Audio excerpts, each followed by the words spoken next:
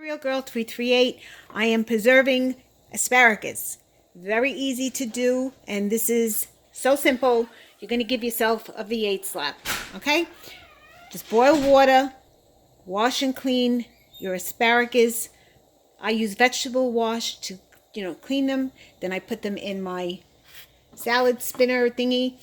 Just boil them for 1 minute, and then put them into the cold water. Drain them, put them in a Ziploc bag, and freeze them. When you want to cook them, take them out, put them in that metal strainer, steamer thing, I don't know what the name of it is, and put a little bit of water underneath that strainer, steamer, metal thing, and you have fresh vegetables. This is the best way to preserve them. If you have a Harvest Right freeze dryer, you have to blanch these first and then put them into the freeze dryer. Okay? Just a quick tip so you guys can preserve your vegetables.